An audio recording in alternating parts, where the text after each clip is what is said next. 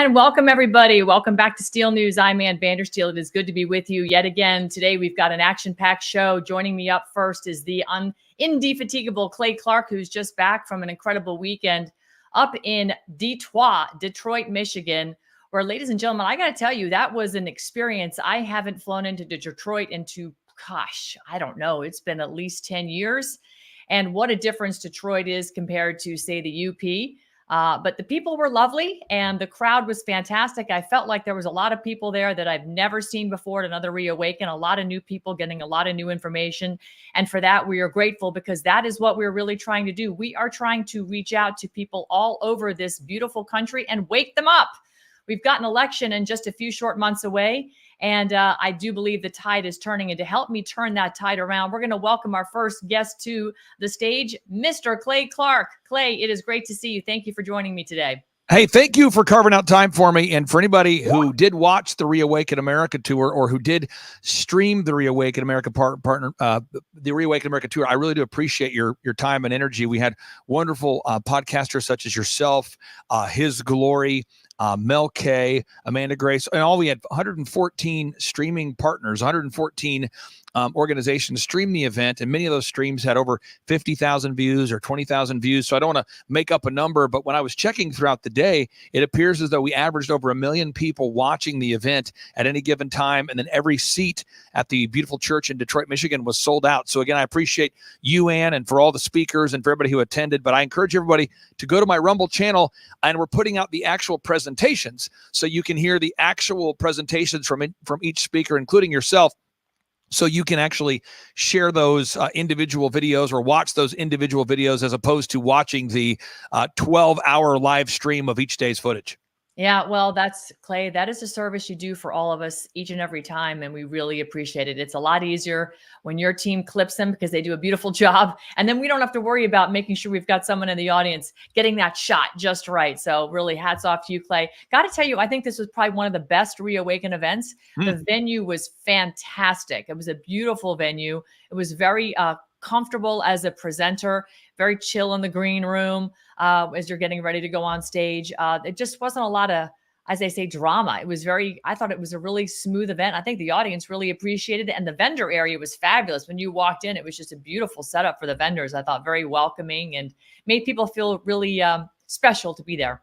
Well, I'll say this, and I just big shout out to yourself, to Dr. Jane Ruby, to Eric Trump, to Alina Haba, to Laura Trump. You know, as we've done these events, 3.5 years, 4 years of doing these events, you and I think I'll just I'll throw myself under the bus. I feel like I have done a better job figuring out who is really putting mission over ego. And I believe on the tour, you know, we've probably batted 95%, meaning that for every 100 people I've invited to speak, I think 95% of them have turned out to be wonderful people backstage. But, you know, you have that 5% that's a little crazy. And maybe they're new to public speaking. Maybe they haven't done speaking before, and maybe they're a little nervous, combined with the fact that, you know, it's a big audience. There's 1 million people watching. And so it'd almost be like watching a bunch of people who are aspiring Major League Baseball players all of a sudden get to take a swing from a major league pitcher for the first time. I mean, it's just, there's a certain energy to it. And, but again, we've really, I believe, kind of purified the lineup, so to speak. I think we've got to the who's who. And that's why I love having yourself. I love having General Flynn. I love having Kash Patel and people that really educate and then try to activate. And I don't just say it because it rhymes, but, you know, once you know that the models that said 2.2 million people would die from COVID are false. Once you know that, okay, and once you know that the polymerase chain reaction tests can be easily misused to inflate the number of positive cases, then the question is, what do you do with it? Well, what you do is you don't need to comply with a lockdown, a quarantine, a curfew. And now as we head into bird flu, Dr. Jane Ruby did a masterful job exposing and explaining, you know, the bird flu, and Dr. Sherry Tenpenny did a great job discussing it as well. And, you know, we're going to see another pandemic, another plandemic used to scare people. However, this time they're not going to really spend a lot of time messing with convincing you and I to take a test to see if we have a virus that's so deadly we don't know if we have it. They're going to use the CDC has rolled out a bird flu wastewater tracking dashboard. I'm not making that up. Everyone should Google it right now. Everyone go to Google and type in bird flu wastewater dashboard. It's now the CDC will be testing your wastewater, folks, and they'll be declaring that the city of Houston has bird flu. They're going to be declaring Austin has bird flu, and Alpaca has bird flu. Birds have bird flu, and they've already, since I talked to you last, so since the Reawaken Tour, they've already euthanized over 400,000 additional chickens since you and I last talked, which was very recently. So what they're doing in Iowa, folks, they just euthanized over 1 million chickens in Iowa. In Michigan, where we just got back from, the health officials have now told the largest egg producer in Michigan, they have to shut down and lay off 400 employees. You have in California, people are now saying that there's bird flu jumping species and hopping into different animals. Houston is claiming to have bird flu in the wastewater. I mean, that's what they're doing, and they're going to do it again. And the question is, what will everybody watching this broadcast do? And I encourage everybody to not comply or America will die. And I mean that sincerely. Yeah, I agree with you. Don't comply or America will die. The last time we complied, they killed us when they stuck bioweapons in millions of people's arms in this country, 5.5 billion arms around the world. And we're just now starting to hit that exponential hockey stick part of the curve where the adverse event profile and the unfortunate mortality profile is really starting to escalate. But this again is, this is going to prove out Deagles.com website, right? Where we're supposed to lose a lot of people here in the United States and around the world. So again, there's nothing we can do about it now except try detox. And we could do a whole show on that. In fact, a lot of doctors have done shows on detox. And we detox to the best of our ability and leave a detox lifestyle. But as to your point, Clay, we will not comply. And if we decided we don't live in the jurisdiction of Washington, D.C., where the corporate federal United States corporation resides, we don't have to apply, listen to their mandates, rules, or codes or statutes anyway, because that applies to them, the demons that circulate in that 10 square miles. Speaking of demons that are circulating in 10 square miles, Clay, I know you wanted to talk about the financial situation and the upcoming, situation that's going to be unfortunately happening here in our country. So I'm going to play this clip from your Rumble channel. And we want to share this out so that people can see what you're putting out, and then we'll talk about it.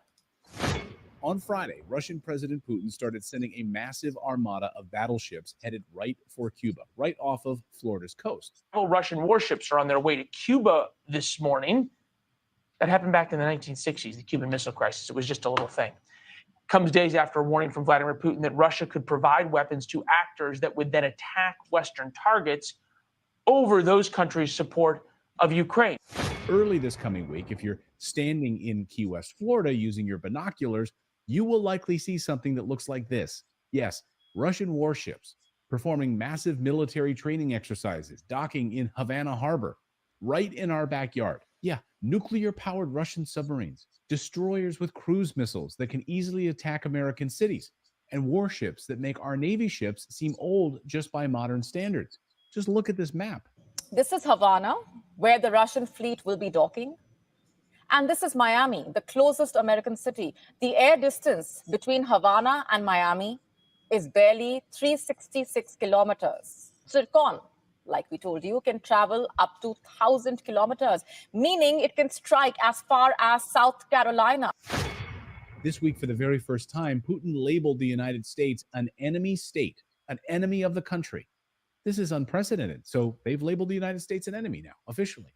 Nowhere is this desperation by the West more apparent than with the US dollar right now. Now, if you have your money in US dollars, God help you. At some point, they're going to quit using our dollars as reserve currency. I mean, I watched your interview with Putin, and one of the things, whether you hate him or not, one of the things he said that is true is when we sanctioned him, before we sanctioned Russia, 70% of their transactions were in US dollars. And after the sanctions, it's less than 20% of their transactions are in US dollars. So what we're doing with all these sanctions, ironically, we're shooting ourselves in the foot every time we sanction a country and say you can't use our currency to have a transaction. We're taking away our ability to charge them 3% for that transaction, because when we print 3% more dollars, we're just taking that money. And we're also sending a really clear signal, which is the dollar's not safe for you. Right. It's the reserve currency because it's a safe haven, because it's a stable country. It's the most stable country in the world, and we're not going to weaponize the dollar because that would be shooting ourselves. But suddenly we are. China, Russia, and countless other countries are turning away from the United States dollar to settle transactions. Over the past week, we've seen the sharpest decline ever in cross-border payments being settled by United States dollars. And it gets worse. President Biden and Democrats are getting so desperate, in fact, that they're now trying to go after crypto, your digital assets. Pause. So I want to be able to understand this idea. I think that's enough. I probably get nauseous watching it. But, the thing is that you have, there's three simultaneous events that are occurring. And I want to go back to DC for a second. You've done much more research on DC than I have, but I can tell you, if anybody just does an aerial view of DC and you start asking the questions of what are these symbols all about? If you just kind of go down that rabbit trail, folks, go to DuckDuckGo and type in Washington, DC symbolism, and I think you'll find that a lot of corruption comes out of DC. Now, back to this great reset here. What they're going to do, Ann, is they're going to attack our health. Step one, they're going to attack our health. What do I mean? Your health freedom. You want everyone to be constantly paranoid that you might have a virus. Bird flu. Is that my dog? My dog has the bird flu. My bird has the dog flu. They want everyone to just be scared about. My cow has the swine flu, and I have tuberculosis. They want that because there's a certain percentage of our population that's always concerned about their health anyway. Hypochondriacs. They're always concerned about touching doorknobs anyway, and that group immediately gets triggered. So that's what happens. Then there's another group that always has to have a follow-up story. It's a mass psychology thing. It's a little crazy, but when COVID first happened, I won't get too graphic, but when COVID first happened, I have a haircut chain. I also have a dog training business I run, and I have employees who are wonderful people. And one employee didn't know I was listening. This is the peak of when the COVID hysteria, and she doesn't know I'm listening, but I can hear her at our staff meeting, and she goes, "Girl, I had COVID." And one of the employees says, "What do you mean you had COVID?" I had it everywhere. I mean, I had to go to the grocery store. I ran out of toilet paper. I mean, I had COVID. And the other girl says, "Oh, you had COVID?" I had COVID. I ran out of toilet paper too. They are limiting how much of that we can buy. And another employee walks up and he's like, "Dude, I had COVID too. I mean, they're limiting how much toilet paper you can buy." Now, you and I know, your listeners know, COVID is an upper respiratory infection. So if you are running out of toilet paper due to your projectile diarrhea, that means you've got a weird kind of COVID that no one else has previously discovered. That's it, man. But again, all these employees wanted to have a story. They wanted to have a story. They were trying to impress me. They were trying to impress each other. And I could hear them talking about, "Oh, I had COVID. Oh, you had COVID." And then for weeks, and people would call me and go, "Boss, I can't work today. I think I've got COVID." And I would say, real talk, because I have a lot of young employees. "Were you hammered last night? Were you drinking last night?" They go, "Oh, I was drunk, yeah." So you don't have COVID. No, I don't have COVID, but I just, but it was a good excuse, and I can probably get paid for that. Contractors were using COVID as an excuse to not do work. Business owners were using COVID. Churches were saying they had COVID, so that way they could shut down and get the Paycheck Protection Program. So all of a sudden, people started using COVID for everything. We can't do this because of COVID. Can't do that. So it's a self-fulfilling prophecy. So again, attack on your health, bird flu. Second, attack on your wealth. How do they do that? It's going to be massive hyperinflation, which we're already seeing. That's where government prints money to the point that money is not worth less, it's worthless. So that's what they're doing. It's hyperinflation. And in addition to that, what's happening is Brazil, Russia, India, China, South Africa. Those are countries, Brazil, Russia, India, China, South Africa, that have been hoarding gold for the last 17 years in preparation for a special occasion. And that is called de-dollarization. They are all teaming up together, and they are going to be introducing a gold-backed programmable central bank digital currency. And for the skeptics out there, they say, "I heard that India, though, doesn't get along with China." And someone else says, "Oh, yeah, I hear that Russia doesn't like China." They say, "Oh, they would never." And then, January 1st, Brazil, Russia, India, China, South Africa, they somehow worked through their differences, and they added Dubai, Iran, Saudi Arabia, Egypt, Ethiopia. Those countries can never get along. Well, somehow they got along, and now under Putin's leadership, now it looks as though Brics is going to be adding 25 to 40 additional new countries. And then someone says, "Well, they can't possibly do it because their money doesn't all talk to each other." Oh, they solved that too. The Bank of International Settlements just rolled out what they call a minimally viable product of this thing called M-Bridge. And it is a monetary bridge that connects all the world's currencies into one world currency. It is the thing that makes central bank digital currencies happen. So the Bank of International Settlements has now featured this man by the name of Yuval Noah Harari, who's now speaking at the Bank of International Settlements next to Augustin Carstens, and they're talking about introducing programmable money. And that isn't Augustin Carstens the really big guy? No, he could be a model for Balenciaga. I'm just kidding. Yeah, no, I'm kidding. Yeah. Okay. I was like, no, but so Augustin, I mean, maybe Balenciaga's into that kind of thing. So you have Augustin Carstens, Yuval Noah Harari. They're now talking about this de-dollarization, moving to a central bank digital currency. It's programmable money. So again, there's an attack on our health and there's an attack on our wealth. And then the final is there's a potential for an actual attack on our sovereign soils. What am I saying? Russia sent over a large armada is the word, a large armada of Navy vessels. These are these are the kind of warships that make the U.S. Navy look obsolete and old. They're sending out new nuclear-powered warships, etc., submarines. They're sending them out off of the coast of Cuba.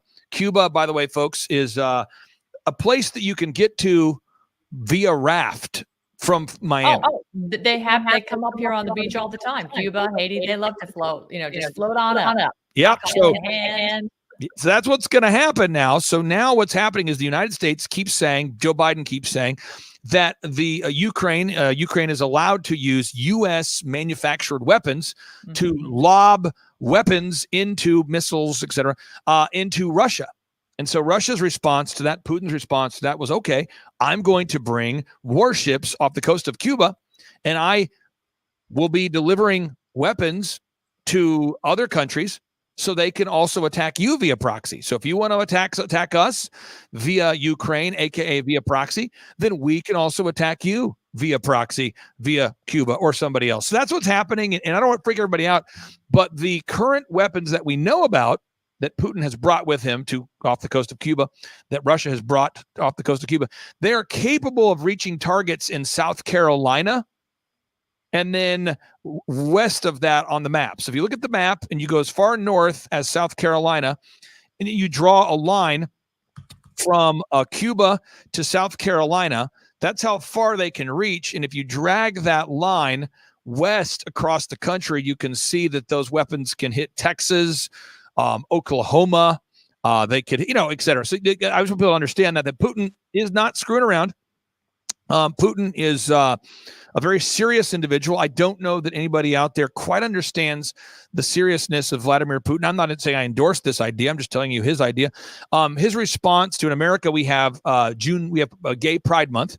His response and Putin's response was to declare that in Russia, that people that are promoting homosexuality are now domestic terrorists in his mind. And he is now jailing them with up to 12 years. So I guess my calls to action would be three. One, if you haven't got tickets, we're taking the tour. We're going to be in North Carolina per the request of Eric Trump and Peter Navarro. I just learned that last week. So per the request of Peter Navarro, a great patriot who's getting out of jail in July, a top aide for President Trump, through the request of Peter Navarro, Eric Trump, and General Flynn, we are going to take the tour to North Carolina for October 18th and 19th. We're going to be taking it to, it's called Selma, North Carolina. The venue we're going to be at is a venue that hosted a Trump rally in 2016. It's going to be great. It's going to be packed. And we're going to have I would say the most known speakers that we've ever had will be there. And then we're going to continue to bring truth tellers that don't mind telling you what's inside the shots and the true agenda of Elon Musk, and talk to you, clearly, without misdirecting you about the purpose of the Great Reset. We're not going to have a bunch of big pharma sponsored speakers, but you're going to have a lot more headliners that So it will be the biggest lineup that we've had, and that'll be October 18th and 19th. In North Carolina, you can get those tickets at time2freeamerica.com. I know the mainstream media likes to say, and this legal document I'm working through today likes to say, that you can't name your price, but you can name your price. So you can go to time2freeamerica.com and literally pay whatever price you want to pay for a ticket. You can name your price. I've lost money on these events. We're down over $1 million on that. I'm not saying that so people feel sympathy. I'm just telling you, I want this to be affordable for everybody watching. So you can go to time2freeamerica.com to request those tickets. And then finally, if you have a precious metals dealer that you trust, that you know, that you believe in, you probably should schedule a consultation now, because the price of gold is around $2,300 an ounce. And the Wall Street Journal, Bloomberg, Citi, they've all said that gold is going to hit 3,000. Because someone says, I can't listen to the Ann Vandersteel show or the Clay Clark show because it's a conspiracy. You say, well, what about Bloomberg? Oh, Bloomberg. Yeah, I'll listen to Bloomberg. Bloomberg's awesome. Well, Bloomberg mainstream is now saying that gold's going to hit $3,000 an ounce. So if Bloomberg says that gold's going to hit $3,000 an ounce, and Jim Rickards, who's a lawyer and a very respected economist, if he's saying that gold's going to hit $27,000 an ounce, somewhere in the middle is where it's going to go. You know, Clay, I think that was an amazing around the world summary of how we're all going to get, we're going to protect ourselves despite the fact that we've got nuclear submarines. Literally, as I'm having coffee this morning, I'm waving to the boys over, you know, as they're sailing by. I mean, this is how close it is to where we are. But, you know, Clay, I have a theory on this when it comes to Russia. And let's just take it back to what you just said. Putin is a Christian. He doesn't want the debauchery in his country. And he is really sad at what he sees happening over here in our country. I mean, frankly, you know, I think he and Viktor Orban are standing, I think, in my humble opinion, they're standing with President Trump right now saying, you know, what we see going on here. And let me just pull this up because I saw it in the headlines this morning. Right. See, it's right here. He and Orban are voicing support for Trump as allies respect U.S. legal process. I mean, I think anybody can see that the guy in the White House is a mushroom that is literally in the dark. He's dysfunctional. He's incommunicado half the time. And when he does say something, you can't flip and understand what he's saying because it's what? You know, I mean, it's just bad. So I do think that like Russia helped us in the Revolutionary War and the War of 1812 coming across blockades. I'm not saying they're going to come over and, you know, dock their warships here in the United States. But I think they're flexing right now to tell Biden and all the idiots, the banking cabal that's funding all sides of these wars, to kind of pipe down and that they're not going to put up with the nonsense much longer. And I think they're just flexing because they can. And because frankly, as you just said, Brics controls, you know, 65% of the world's GDP. And as we go into de-dollarization, we're going to escalate into hyperinflation. All we have to do is look to Venezuela to see how their dollars in the street became toilet paper. Right. So, I mean, that's where we're headed. And, you know, Putin is sitting back going, you know, that was us in 1917. You suckers got suckered, as General Flynn says, 5GW. So, I mean, I think that's kind of what's going on. I don't necessarily feel a real nuclear threat right now. I don't know. What do you think? Well, again, I'm this is not a passive aggressive question to you, but it's going to sound like that. Okay. I'm doing this legal document, you know, here, and they're asking me who is Ann Vandersteel. True story. Because everybody on the Reawaken Tour is being sued or subpoenaed or prosecuted or persecuted. So because I've had you speak a lot, people, they ask me in this document, how would I describe you? And this is how I'm going to describe you in this deposition document, is a very highly respected investigative journalist. That's how I've, you know, referred to you. And maybe you refer to yourself differently. I refer to myself as an entrepreneur guy who is maybe a struggling evangelist, probably is where I am at right now.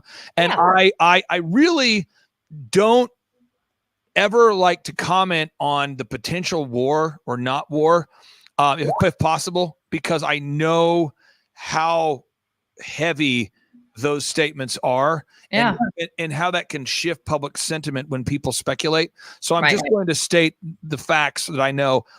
Putin has world-class warships off the coast of Cuba. Bad. And I believe that the weapons on those warships are much more advanced than the weapons that we were concerned about during the Cuban Missile Crisis. Agree. So I would say we are facing a threat that is greater than the Cuban Missile Crisis. That's what I would say. An existential threat greater than the missile crisis by the mere fact of the physical presence of what they have represented on those warships. 100% agree. I look at the actions of Vladimir Putin over the last several years, and to me, I feel like he's been the adult on the world stage. Essentially, he has really held back, I believe, a lot more. And this is me having conversations with people like Colonel McGregor, people I respect. Not that I think, you know, he's going to have a crystal ball on any of this, but he does have a lot more experience. And I marvel at the fact that Putin just hasn't flattened Ukraine at this point and done more damage than he could have, knowing that we're the ones supplying the money and the weapons for Ukraine, for the Azov battalion, and for that Nazi called Zelensky to attack. Right.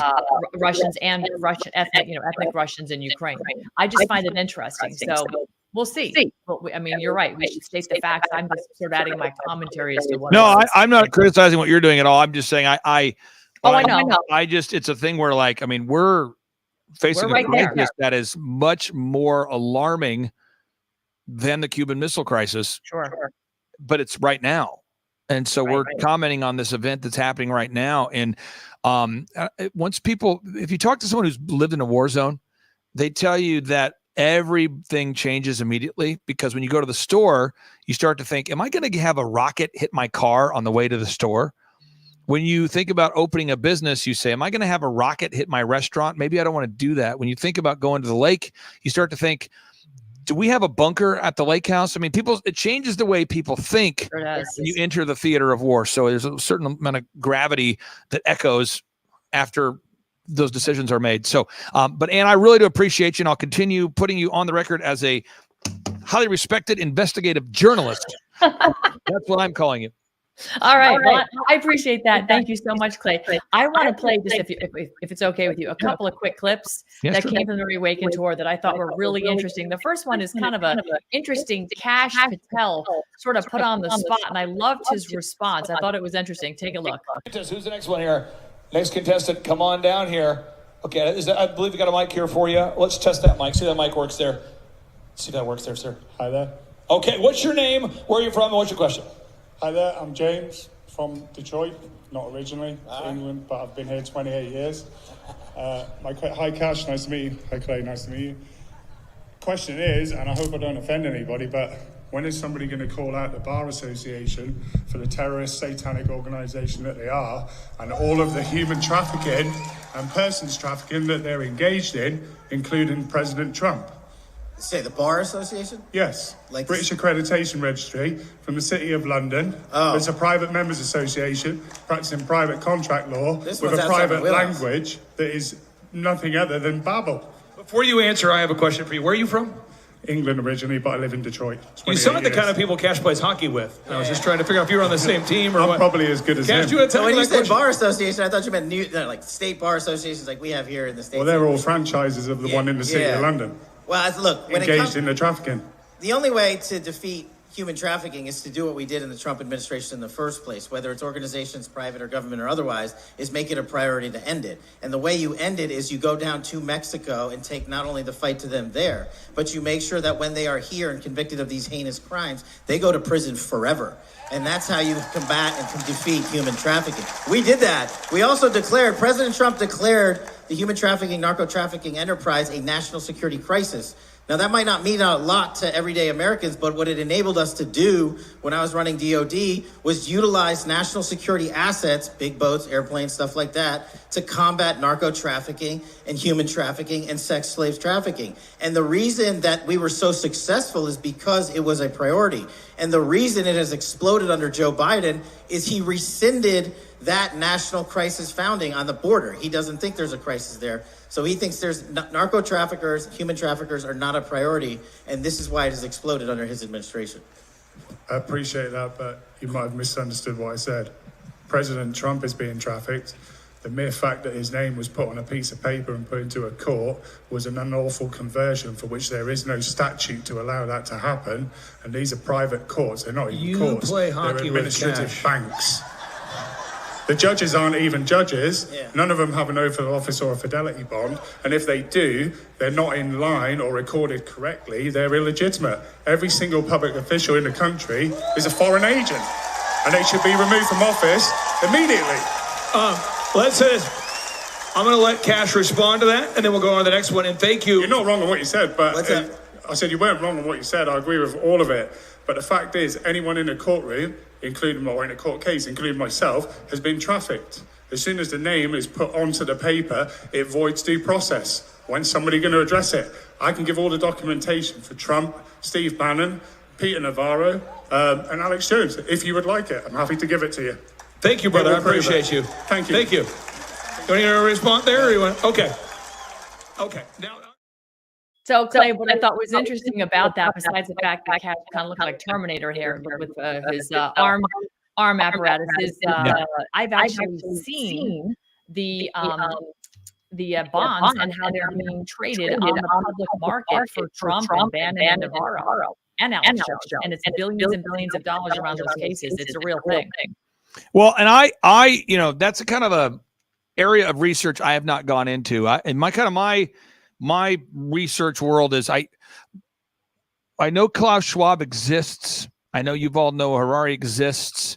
I know they're focused on implementing the Great Reset, and that's sort of what I'm trying to stop, or at least expose to the greatest extent possible. I'm not being negative. I have not seen any wins at all. And maybe somebody else has, but I haven't. And so what I see is the light of freedom being extinguished a little more every single day. And I hope that it can be stopped. And I think cash, again, I'm not saying anything that was private, but I think Cash was thrown off by the question and didn't really understand what that gentleman was referencing. And so I think that's maybe where his response came from. Oh, no, absolutely. 100%. Absolutely. You know, and I look forward to, I will connect you with people that are actually experts in this. And they do have thousands of wins across the country in local jurisdictions, you know, affecting rules, statutes, ordinances, and even laws. Using common law. And that's where we are trying to get back to. I think that's what the whole point of standing the republic back up is. But I want to play one last clip, and I know you've got to go, and we've got another guest, Jeremy Brown, that we're going to bring on after this as well. But I want to play this because I thought this was absolute poetry. I happen to be standing backstage when you brought this up. So let me just pull this clip up right now.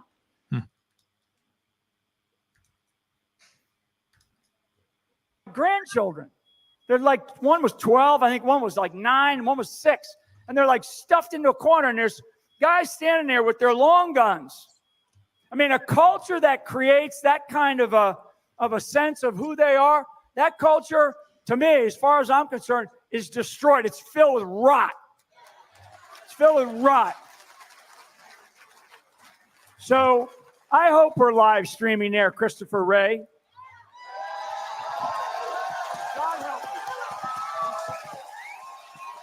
Folks, one more time, let's hear for General Flynn. Yes. He says, I'm done. How many of you want him back in government?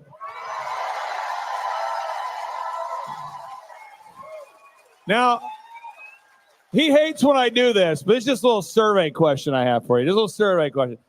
If it was Trump Flynn 2024, how many of you would like that? That's my pick. It's my pick. It's my pick. All right, Clay. So you put it out there. It was widely received. People backstage were cheering. I know the audio didn't pick it up, but the room erupted at the thought of it. So what do you think? You think it's going to be Trump Flynn 2024? You know, I mean, if asked, I would certainly recommend that President Donald J. Trump would bring in General Flynn in a key position. I think it's needed to save this republic. As far as who would be the best vice president, I've always been very impressed with Ben Carson. I think he's intelligent. I think he's measured. I think more often than not, I agree with him on his principles. So I like to see Ben Carson on that short list. So I did see Ben Carson on a short list for VP candidates. And then I love General Flynn. I think General Flynn would be a phenomenal pick. And so those would be my two. I'd love to see Flynn, Trump. I'd love to see it.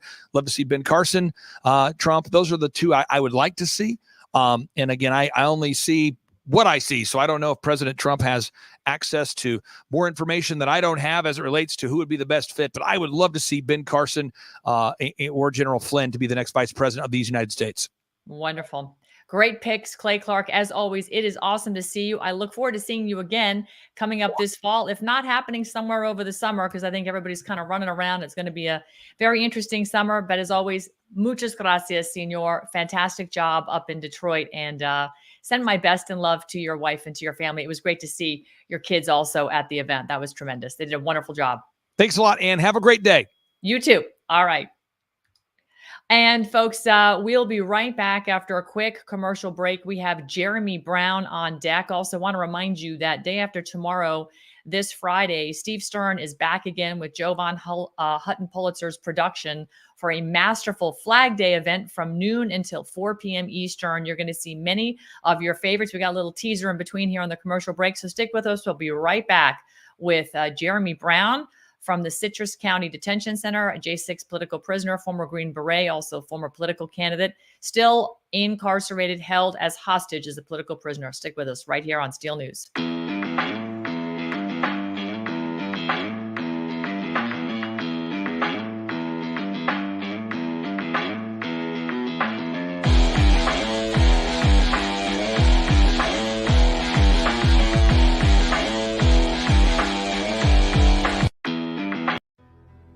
Have you ever wondered what it's like to be a January 6th political prisoner rotting away in horrible conditions?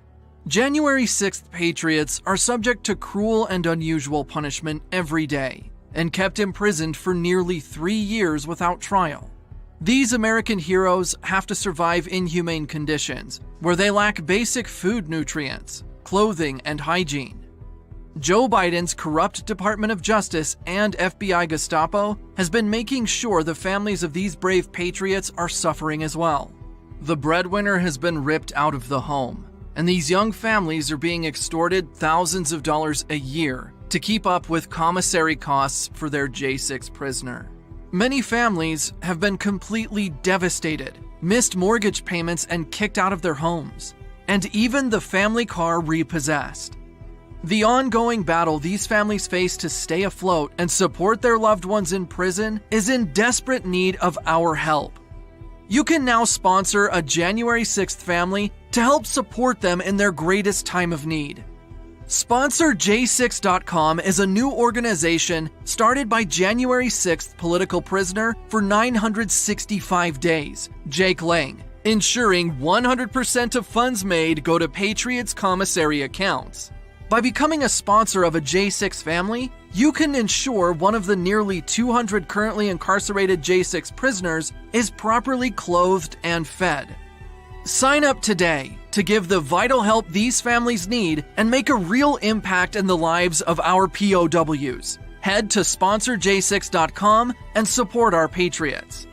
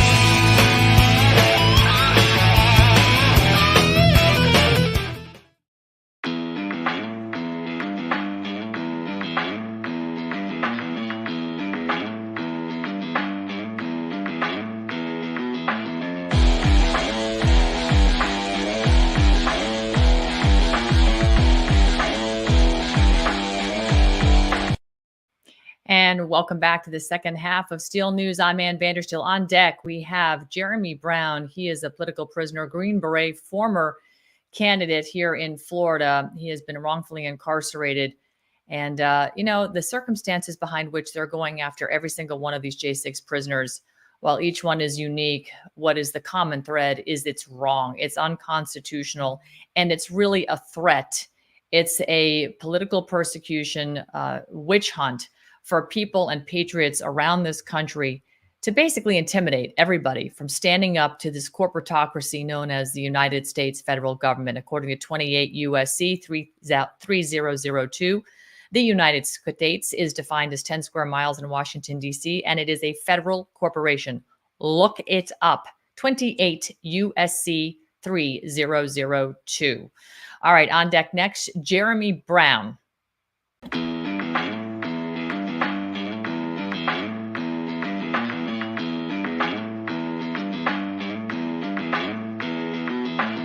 Right now. So I've got on the phone right now from the Tampa Correctional Facility, Jeremy Brown, a political prisoner, J6 political prisoner. Many of you have seen me interview a lot of political prisoners. This one is special in a way, not because not all of them aren't special. They're all special, but this one has been quite active in the political arena. In fact, he ran for office in Florida's District 62 State House as a Republican. And he ran that campaign from his jail cell and he lost. But Jeremy, I know that hasn't stopped you from continuing on in doing what you need to do. You, Jake Lang, and many others are very active from behind bars. And I marvel at what you all managed to accomplish. So I'm going to turn the floor over to you and see what kind of an update we can get on your current disposition. Yeah, absolutely. And thank you for having me. And look, if you're not actively engaging the enemy, then you are destined to be destroyed by said enemy. So just keep that in mind. If you are living a nice, comfortable, peaceful life right now, it's because you're not doing enough. That's right. We are engaged in active warfare just because there's not bombs and guns. Although there are guns, trust me. Ask the man in Nevada whether or not guns were involved when the FBI gunned him down. Or any of the others that have had FBI Joint Terrorism Task Force raids conducted against them, whether or not there were guns. But not the type of warfare that you see on television meant to keep you dumbed down and going to work like they're supposed to. Now, this is a different type of warfare. It is unconventional warfare, and it has been waged against the United States for a very long time. And what you're now seeing is phase 7, which is the transition phase of an unconventional warfare campaign. And that is when, and I quote from the U.S. Special Operations, U.S. Army Special Operations Command Handbook, the removing of hostile power.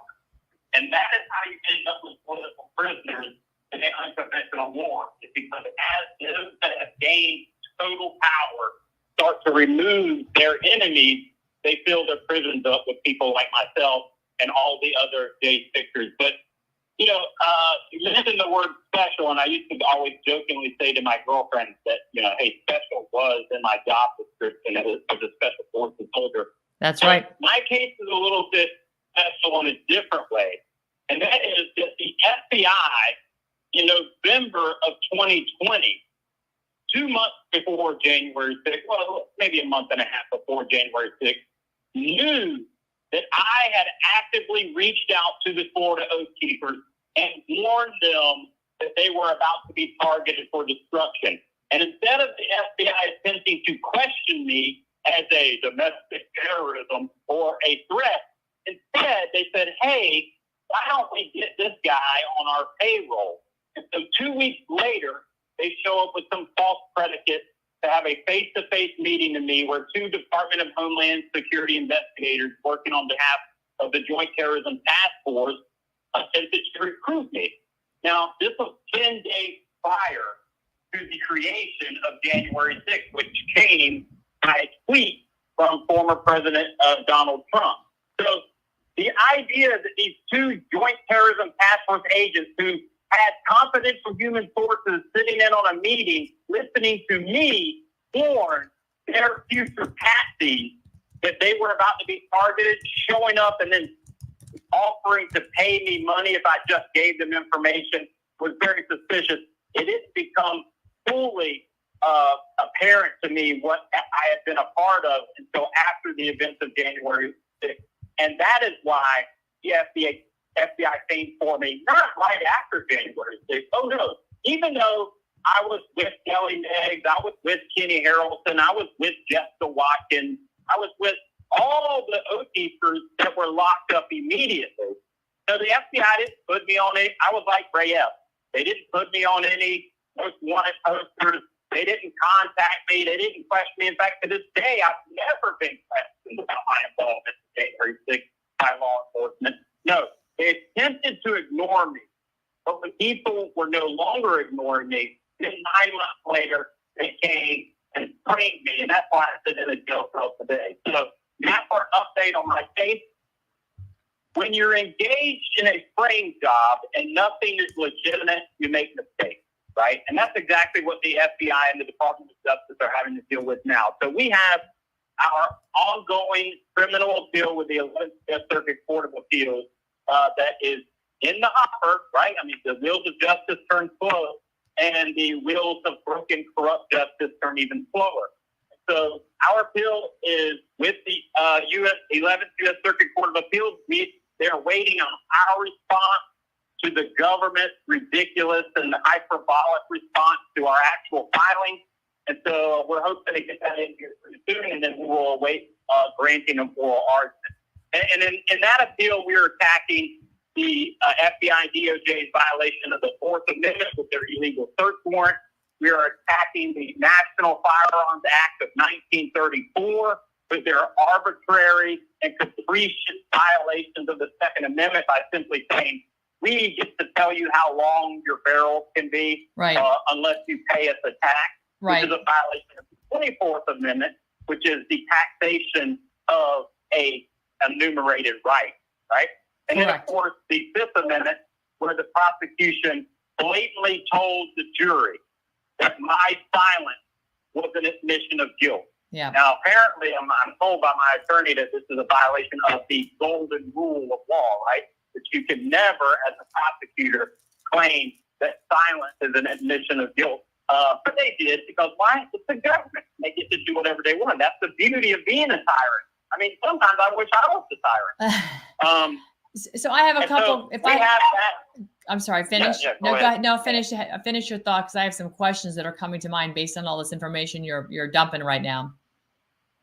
Yeah, and so there's three significant aspects to my appeal, and one of the major ones is the Second Amendment case, of which I long ago told other SS buddies that I hoped that they would someday arrest me for having a short barrel rifle, similar to the exact rifle that I carried as a Special Forces operator on battlefields in defense of this nation to round up actual bad guys, or at least the bad guys they told us were the bad guys, right? Right. But, the Second Amendment has had some very strong victories. In fact, there was a very recent, in fact, in the month of May, the 9th U.S. Circuit Court of Appeals ruled that it was unconstitutional to deny a felon his right to keep and bear arms. And if you're not been following the news, we're about to hopefully get one of the most well-known felons on the planet to be an advocate for the Second Amendment, and that is former President Donald J. Trump, who the state of New York has declared that they will revoke his gun license due to his new designation as a felon. So congratulations, Mr. Trump. Welcome to the world of Second Amendment violated citizens. That's right. Welcome to the world of it. Meanwhile, Russian warships have just pulled into the Cuban harbor and are docking today on Monday, June 10th. It's really quite extraordinary what we're witnessing around the world, and we have a government that's lawless, rudderless, and really the nation is adrift at sea. But I want to go back to some of the most, really what I consider to be glaring violations of your rights. They found you guilty on 2 counts of unlawfully owning 2 guns, right? And of course, you described one of them was a short-barreled rifle. The Second Amendment nowhere states that the government has the right to license you into owning weapons. That is your constitutionally protected right. So whether you buy a gun at a gun show, a gun store, or your neighbor just says, hey, give me $50, I'll give you my 38 special. Your neighbor isn't going to register the fact that he sold that gun to you. And it's not up to you to have to register it at all. You are allowed to possess firearms. Or arms, I should say. How do we, are you battling on that front, Jeremy? Because that's just a technicality to me that seems so fundamental and germane to the Constitution. Or is your attorneys not even attempting that argument?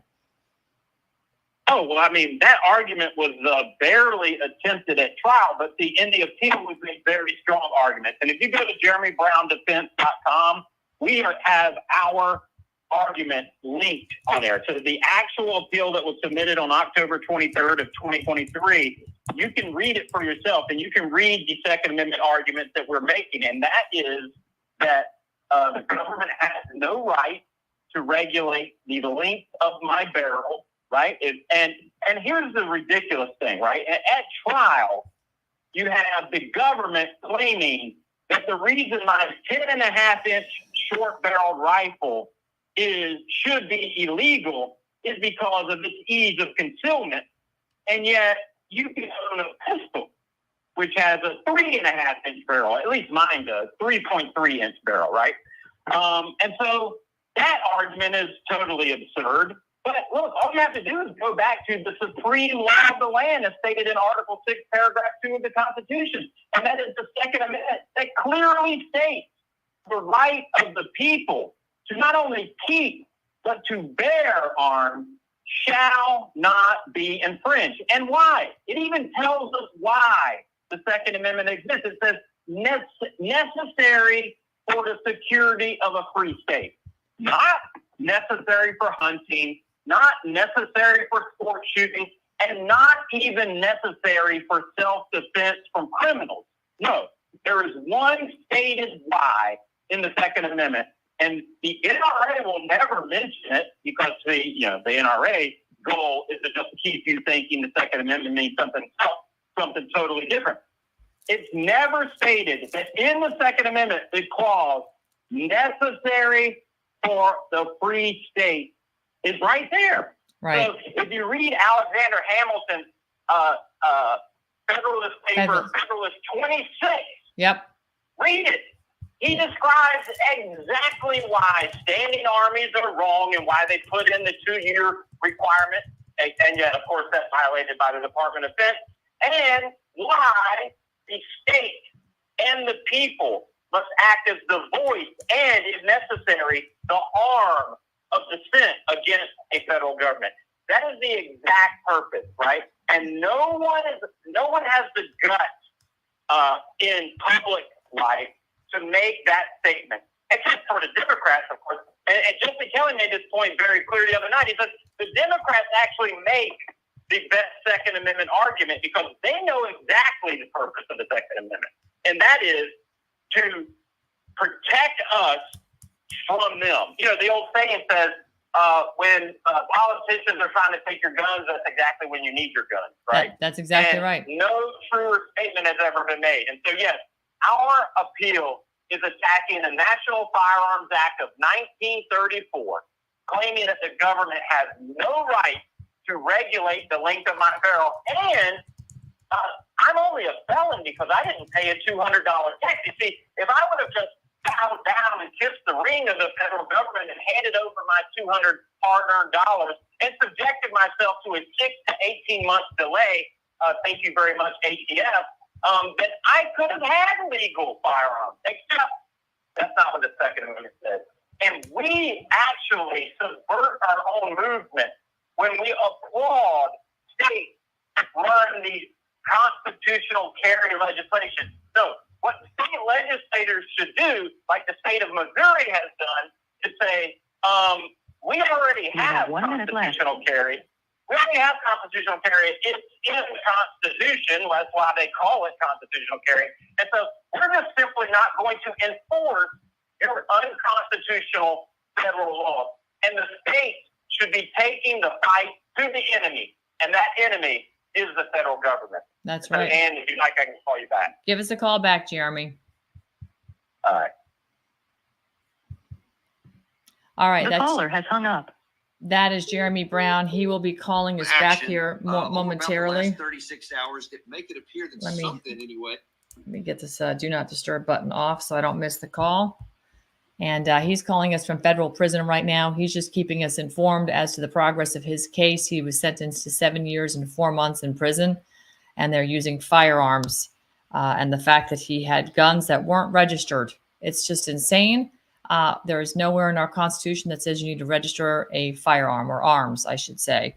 You do not need to register any arms. It is there to defend your sovereignty, right? To protect our way of life. This is just unreal what is happening right now. I'm going to put this back up here. This is the National Firearms Act of 1934. I just want to make sure I don't miss this call here. And this is just a little bit of information on it so that you can be aware that the NFA, the National Firearms Act, was originally acted in 34. Similar to the current National Firearms Act, the original act imposed a tax on the making and transfer of firearms defined by the act, as well as a special occupational tax on persons and entities engaged in the business of importing, manufacturing, and dealing in NFA firearms. Again, they're also, again, sleight of hand with the language. A right to bear arms. They are now constituting these firearms. They are trying to segregate actual arms and say, okay, guns have to be regulated. No, arms are guns. Knives are arms. There is really nothing that should be regulated according to the Second Amendment. So I think it's pretty interesting how the government has used words as weapons to create the problem that we find ourselves in. It's quite unusual, but this is where we are. I'm going to kind of go back a little bit here. I want you to see the Federalist Papers that Jeremy was also talking about, Federalist number 26. You know, these papers, the Federalist Papers, are really quite critical to the history of our founding fathers and our documents. I highly recommend people read those. Hang on one second. Free call from Jeremy. An incarcerated individual at Citrus County, Florida. This call is not private. It will be recorded and may be monitored. If you believe this should be a private call, please hang up and follow facility instructions to register this number as a private number. To accept this free call, press "Thank you for using Securus." You may start the conversation now. Okay, Jeremy, we got you back on. Yeah, great to be with you. Okay, I was just sort of giving people a little bit of rundown of the Federalist Papers, by the way, so that they could get a look-see into, you know, these. You're bringing up a lot of really important material. This is the foundational material that we're talking about. And one of the things I was sort of waxing on while I was waiting for you to call back was the fact that, you know, our government has, it's first of all, it's a corporate entity. The United States, all capital, the United States is a federal corporation under 28 USC 3002. It's a definition. You can look it up. As a U.S. citizen, it's basically that definition means that you reside in the United States, which is Washington, D.C., 10 square miles. And that makes you part of their tax club. The rest of us live out here in the Republic, and we don't need to be part of that. We are non-resident aliens. I domicile in the state of Florida. I'm a Florida state national, and I do not declare myself to be a U.S. citizen. And the government fully sanctions that. They understand there's several political classes, including that of citizenship and that of national, U.S. national, state national, or non-resident alien. They're all the same, depending on how you want to use it. But if we look at our founding fathers' documents and you go back to what Alexander Hamilton wrote, particularly in this conversation, Federalist Paper number 26, the idea of restraining the legislative authority in regard to the common defense has been considered. And that was basically trampled on with the 1934 National Firearms Act. Again, they changed the language of what arms are and segregated them to firearms. But to me, Jeremy, arms are, you could use a baseball bat, a gun, a knife, whatever you need, a chair to throw at somebody. That's right. You know what I mean? Whatever you need to defend yourself, correct? That's correct. And there's actually, look, these arguments have all been made. And this is how the tyrant wins, through our ignorance. You know, what you just said, even I don't know. We've had conversations and offline about this thing, and I want to know more about those aspects. Now, I'm clearly locked away in a jail, so my access to information is very limited. But this is it, is that our ignorance of their color of law is how they rule us, right? And our obedience. In fact, you know, normally I don't take notes and I kind of just talk off my head, but I have a bunch of notes for today because I kind of had a heads up of some of the things that you wanted to talk to me about, right? When you obey, when you self-censor, and when you fund them, they win, right? You lose. There's no appeasement of a tyrant. Thomas Jefferson said, when asked how far will the tyrant go, he says as far as he allows them. Right. And so if you're listening to this and you're listening to Ann explain, you know, you do realize it, this is all a fraudulent system, right? Mm-hmm. And if you watch Aaron Russo's documentary, America, Freedom to Fascism, and you find out that this Hollywood, award-winning Hollywood producer actually discovered that the tax system is completely fraudulent.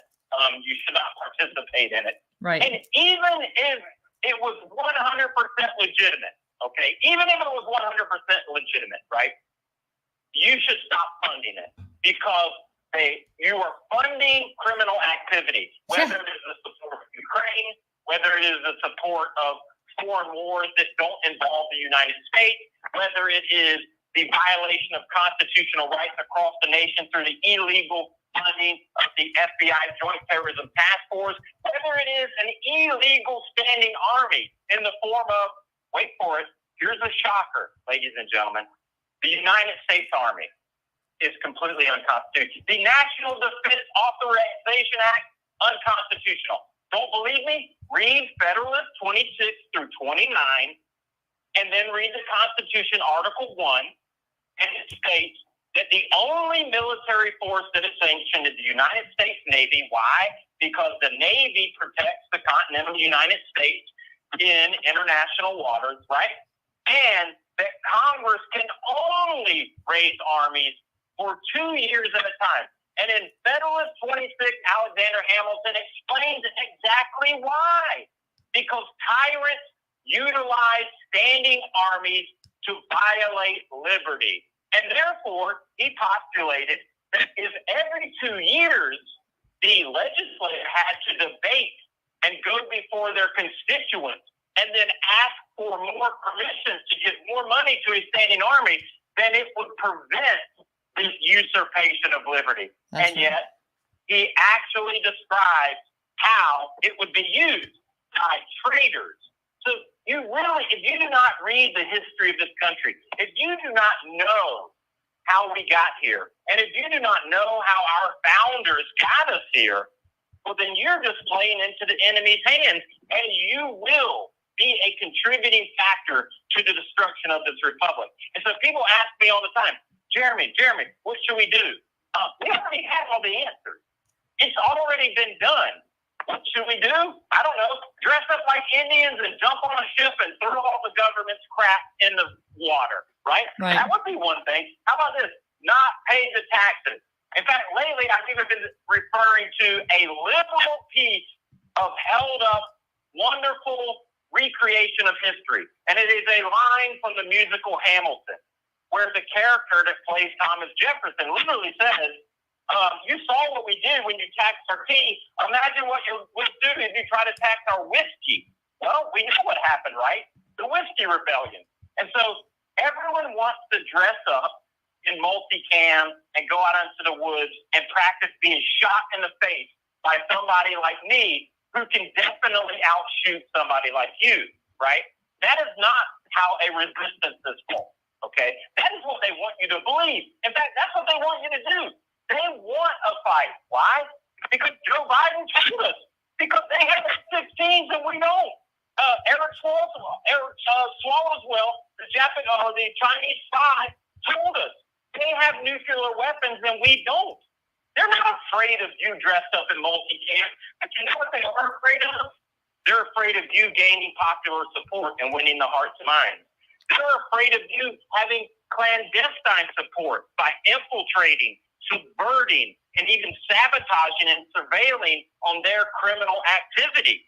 And they are afraid of your civil disobedience and your refusal to fund their criminal activity. Right. What if on April 15th, nobody paid their taxes? Well, what do you think would happen? I think it's an interesting idea, and the reason I say that is because, the money that the federal government pulls in from taxes every year isn't even enough money to cover the interest on the debt of the money they print. So you ask yourself, why are we paying taxes if they're just going to print money anyway? They can print it and fund whatever they want. So why are we funding? Why are we giving them more money? It doesn't make any sense. But you've been talking about this, so I pulled up a web page, Weiss Paris, WEISSPARIS, weissparis.com, And they're they're experts in this, and they have a section on exiting the U.S. tax club, and they offer an affidavit of revocation of election, which meets the criteria and options that are expressed in 26 U.S.C. 6013. And the U.S. Congress has provided this option in their statutory laws. Remember, the devil always has to give you a remedy, allowing you to exit the U.S. tax club. This clears up any confusion of you being a statutory taxpayer via the ending of the self-renewing initial election. So really, there's a Form 56 you can fill out, which is your revocation of election. But just so you understand, getting back to what I said earlier, Jeremy, just for this particular, bullet topic point here, if you do not claim residency in Washington, D.C., you do not domicile in Washington, D.C., you really are a non-resident alien. You live in the state, you're in the land of the state of where you reside, whether it's Virginia, Florida, Wyoming, whatever, you're a national.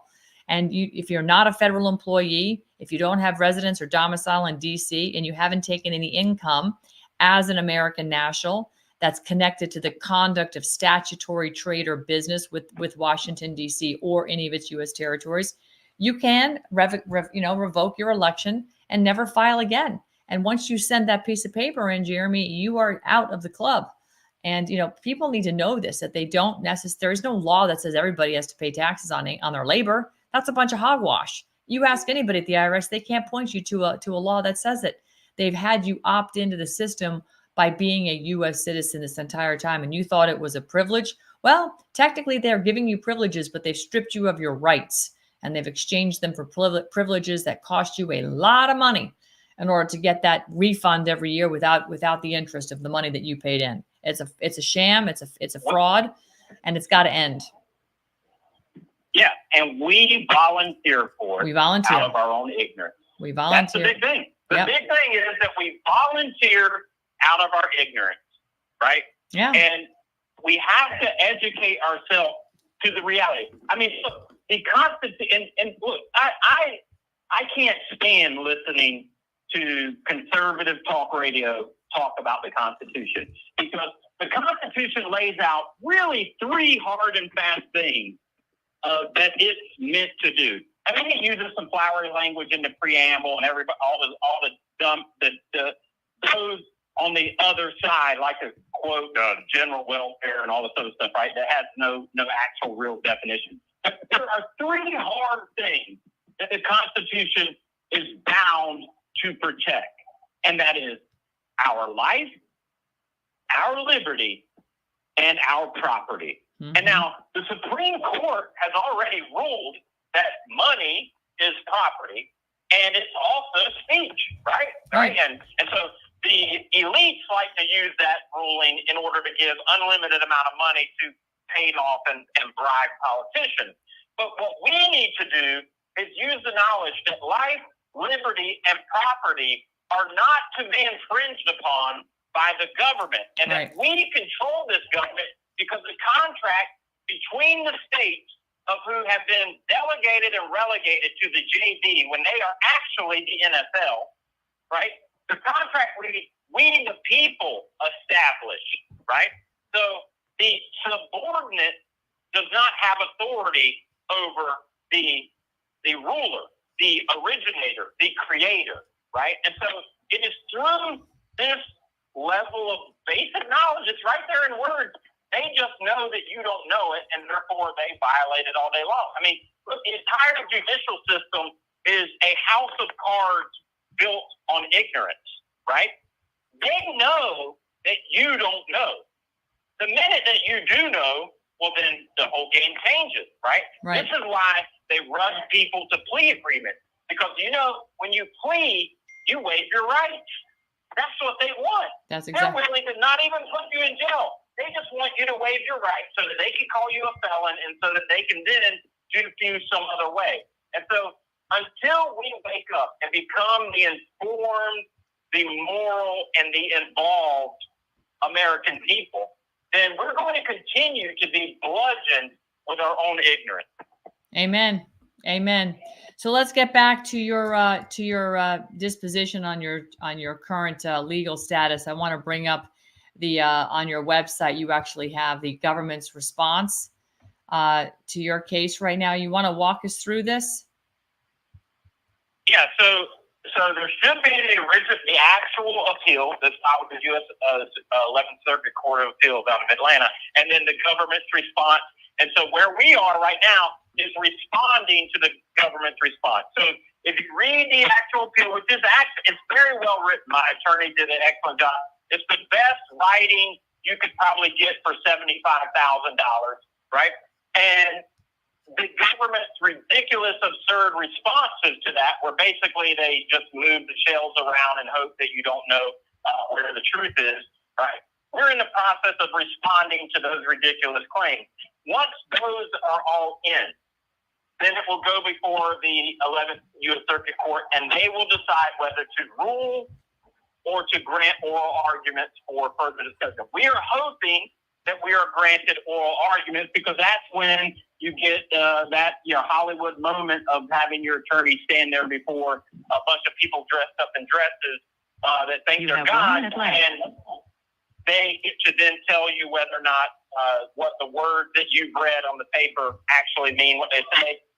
And if you lose there, well, then we go to the next level. And so that is why resources are so key in this fight, and why people like myself struggle, and why it's important to, I don't know, maybe give the billionaires a little less money for their legal defense and maybe help out smaller guys. And so that is our appeal of my Tampa case. And when we come back, I can give you the other lawfare battlefields of which we were involved in when I call back, if you like. Yeah, please do. I want to get that piece in as well. And I'll wait for your call. Okay, great. Thanks, Jeremy. Yeah.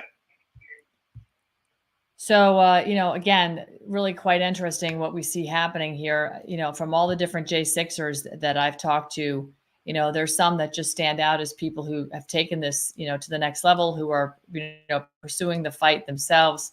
They are not giving up. They did not acquiesce. They did not take a plea because, they don't feel like they did anything wrong. And here is clearly a case where somebody was framed by, again, the same people that are framing General Flynn and everybody else, the FBI. They looked at the word militia and they decided, well, we can't have that, even though that's a Second Amendment constitutionally protected activity, to have a militia to defend for to provide for the common defense. And unfortunately, our government is deathly afraid of we the people, and they are going to exercise and flex to the biggest power they possibly can. And they've been using all sorts of fifth generation warfare to do it. COVID, debt slavery, as what we witness every year with our federal taxes. Hang on one second. This is Jeremy calling back. Free call from Jeremy. An incarcerated individual at Citrus County, Florida. This call is not private. It will be recorded and may be monitored. If you believe this should be a private call, please hang up and follow facility instructions to register this number as a private number. To accept, thank you for using Securus. You may start the conversation now. All right, Ann, can you hear me? I got you back. Okay, so I've got the most recent, your most recent piece up here, but go ahead and get into the next piece of lawfare that we're talking about. Yeah, so the next piece of lawfare is the D.C. trial for my two very, very damaging and deadly dangerous to their democracy misdemeanors, right? I mean, this is really the whole charade that they came at me under, two misdemeanors. So the FBI Joint Terrorism Task Force with helicopters and everything came and raided me because two misdemeanors, right? Because that just sounds normal. But that trial is set currently for September 4th. However, there's basically three extenuating circumstances that will ultimately likely push that trial even further. One is my current standing appeal in the 11th U.S. Circuit, because the Fourth Amendment aspects of that involving the search warrant and everything would actually bleed over into my D.C. case. And really, it's not logical to go forth until that is settled. But there's also another D.C. appeal of the actual trespassing charges themselves in another case. Another J6er has filed an appeal, and I believe has already gone through the D.C. Circuit Court, and is actually going to be heard by the U.S. Supreme Court. Don't quote me on that, but I'm pretty sure. But regardless, that appeal is challenging the actual two trespassing charges that I have and that individual actually went in the Capitol. I did not go in the Capitol. Mm-hmm. I was operating on Capitol grounds under the authority of a U.S. Capitol Police Board permit that was issued that permitted me to be on Capitol grounds. And see, this is another thing. This is an aspect of the lawfare that I'm really disappointed that more J6ers haven't engaged in because they fled. So what they haven't been able to do is say, wait a minute, how can I trespass when I'm here under a approved permit? Right. For First Amendment activity. Are you working with Trennis Evans? Are you working with Trennis Evans and Ivan Raiklan on any of this? Because Ivan has done real deep dives in the jurisdiction of the Capitol Police, the DC Metro Police, the FBI, et cetera. He's done a lot. I'm sure you've seen some of this or heard of it. No, I've spoken to Ivan. He's been on my podcast, and I've read some of Trennis's work, but we don't have any active connections or anything like that. So I'm glad to hear that there's somebody that's not wearing orange that is taking the call. The fact that he has formerly wore a green hat is always usually a good thing. Yeah. And so you've got two appeals that are basically holding up, and then of course my attorney in that case has been going through some personal health issues as well. So we're waiting to see the effects of those treatments. So that's the DC trial case, and that's really why I'm here in Florida, awaiting that trial because my representation is here in Florida until we were able to get motions granted and get a judge's order that keep me here versus having them up in DC where they would likely probably have somebody kill me. But then in my Tampa trial, which of course I've already been falsely convicted on, we are working on some things such as bar complaints against my trial attorney for what are blatant failures, we'll say, right? I mean, and you can explain away all day long that somebody with 25 years of legal experience at both the federal and state level, would make these errors. But, if you're a moron, you would believe that, right? Mm-hmm. We have reason to believe, and we believe that we can prove that there was deliberate failure to carry out things that would have affected my trial on the part of my own representation. And this is something that you've seen across the J6 cases, is you're being represented by the enemy, right? I mean, if you get a court-appointed attorney in the former Soviet Union, aka Russia, you probably can't trust them, right? I'm just saying. Well, the situation is no different here. These are Soviet-style show trials, and so when you're relying on a profession that draws 100% of its lifeblood and revenue at the behest of the federal government, you might want to be suspicious of their loyalty. And I can assure you it's not to you. And so we're preparing bar complaints. Now, again, all feeds into a strategy of losing so that you can win. Because you should never expect to win in the first round, right? Remember, this is a corrupted and rigged judicial system. It does not actually provide justice.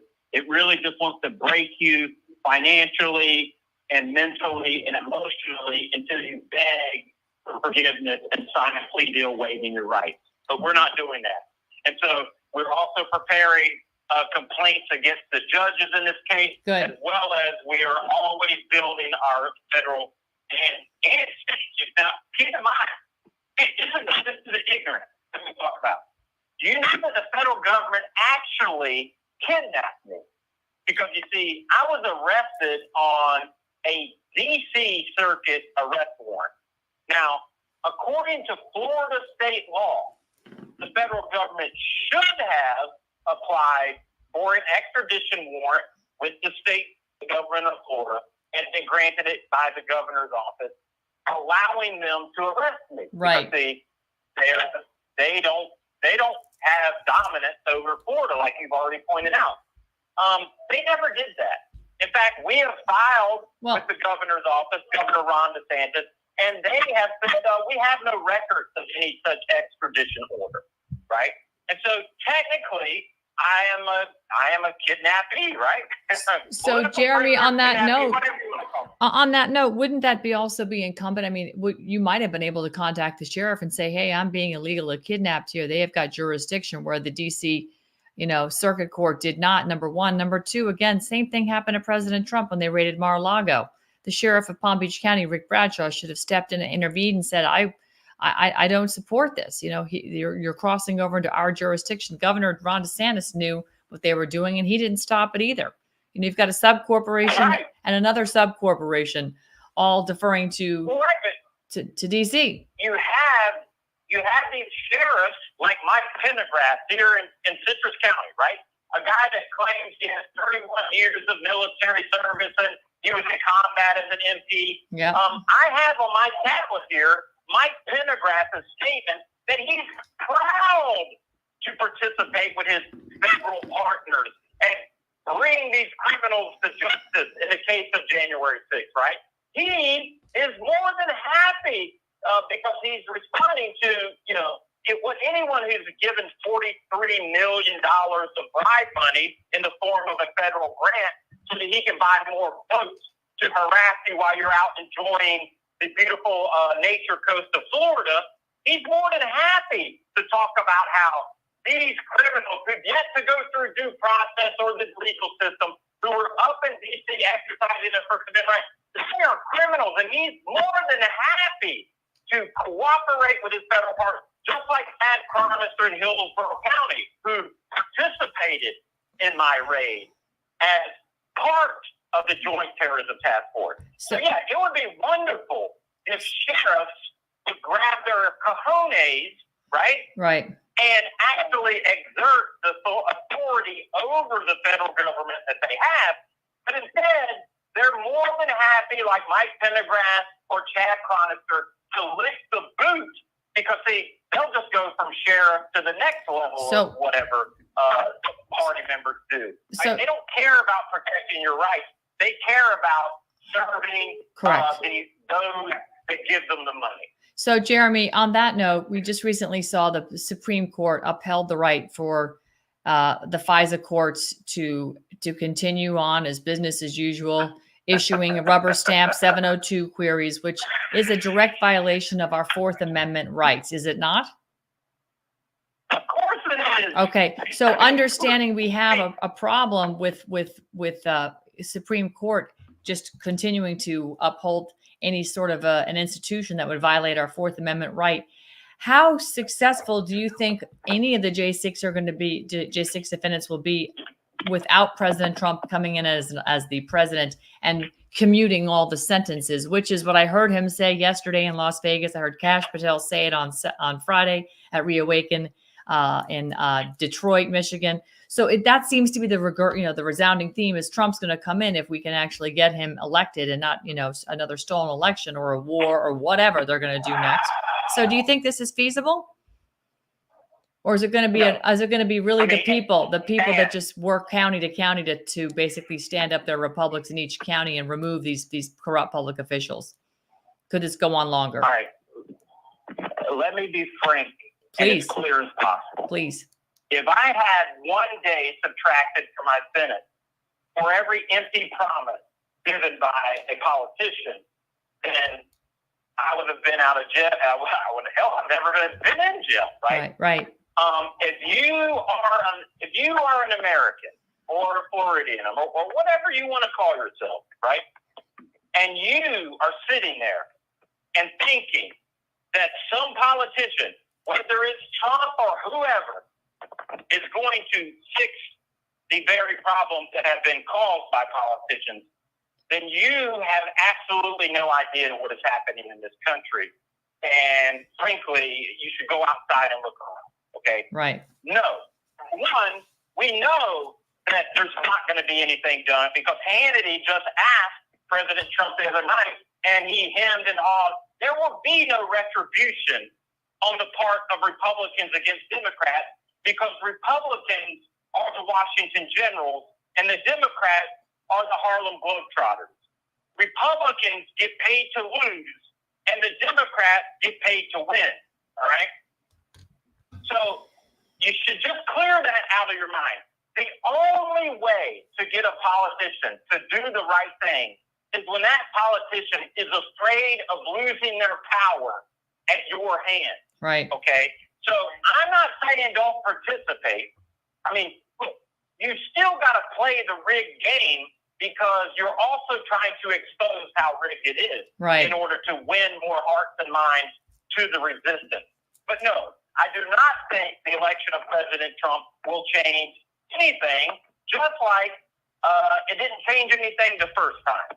And with all due respect to those that are going to tell me that look what he did against China and everything like that, I don't care. A tyrant can do, and I'm not saying Trump is a tyrant. What I'm saying is you can do 10 things that are wonderful for me, but if the one thing that you do or don't do for me results in my imprisonment or my death, well, then the other 10 things don't matter, right? So unless Trump is willing to come out and say, oh, yeah, everyone involved in the planning and coordination, to include Mark Middley, probably Chris Miller, 2 former Green Berets, everyone at the FBI, the DOJ, the intelligence community, like the CIA director, Nina Haspel, and former CIA directors, Mike Pompeo, all of whom have been silent or complicit in the staging of January 6th until he speaks up and says, oh, they're all going to go to jail because they all committed treason against the American people. But then I'm not going to give them any credit because, see, I can say all day long that I love you, that I'm going to be better, this and that, and I'm going to simply say, prove it. Right. Actions, not words. And have we seen actions in America that have turned the tides on this tyranny? Absolutely not. Well, And we're so, unfortunately, all day long, we're there are people, Jeremy, I want to give you a little bit of hope here. There are people that are working collectively. They just don't get headline news. You know, I mean, there's wins happening all over the place using common law, but it hasn't affected the J6ers yet. And, you know, there's people that are actually collectively working and they're trying to get some sort of an impact on J6. But the problem is we have to scuttle. It's like Jenga, right? That game Jenga where you have those blocks all stacked up. People are trying to pull out at the foundational level, which is down at the local level, the de facto government blocks, the fake corporate government, and replace them with true, you know, public servants. And until we can get control of our counties, there's no way we can effectuate what's going on with the corruption at DC. You're absolutely right. Jeremy, You're absolutely right. Jeremy, I hate to say this, but I am personally out of time here. I know you are too. So I'd like to bring you back on in another week if possible. Anytime. Okay. I'm a captive audience, and I know. And that's a terrible admission, isn't it? I can't stand hearing it. It bothers me greatly. So if we can reschedule. Go ahead. If your listeners could just go to jeremybrown.defense.com, they can hear other interviews. They can donate to help me in this fight. And I thank you very much for the opportunity to speak to you and your listeners. You're amazing, Jeremy. And I have it fonted on the screen right now. Thank you so much. All right. Thank you. Bye-bye. Incredible, right?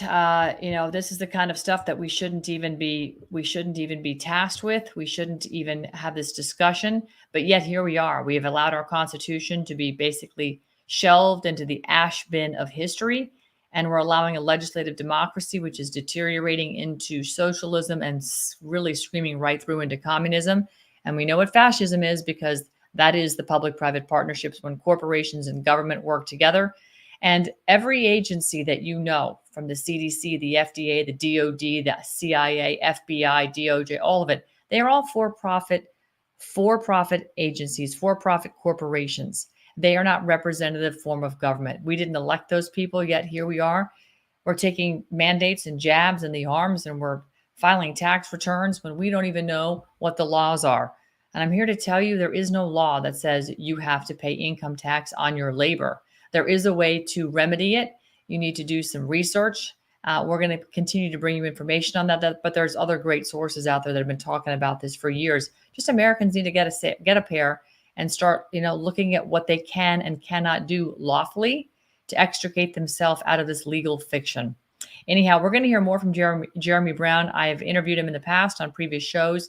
I think he's fantastic, and we will continue to follow what he is doing and hopefully bring him some support. So please go to jeremybrown.defense.com.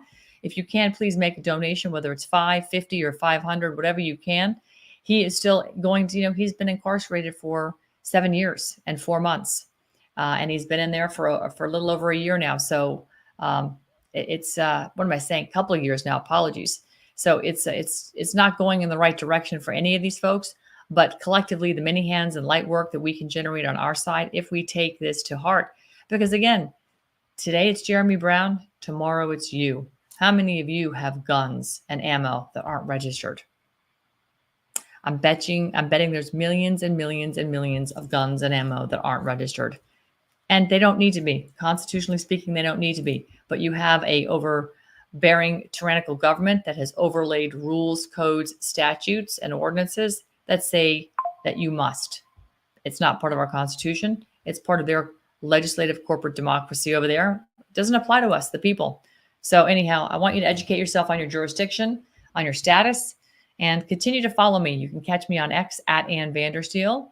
I'll be building my own website here shortly and standing that up with a lot more information because I intend to lead us out of this darkness. I intend to get to freedom for everybody as God has ordained. Have a great evening and thanks for tuning in.